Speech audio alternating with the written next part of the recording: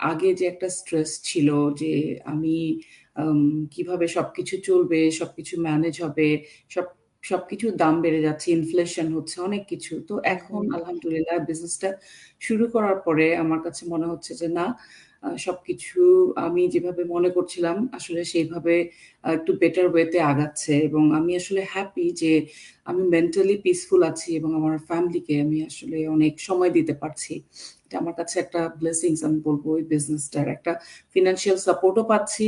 আমি আমার মতন করে আমার লাইফটাকে লিড করতে পারছি এবং ওভারঅল আমি ভালো আছি আলহামদুলিল্লাহ। অসংখ্য ধন্যবাদ আপু। খুব সুন্দর করে বলেছেন আপনি। তো আম যেকোনো কিছু শুরু করার আগে আমাদের একটা কোনো why থাকে এবং সেই why এর কারণেই আমরা নতুন কিছু শুরু করতে যাই।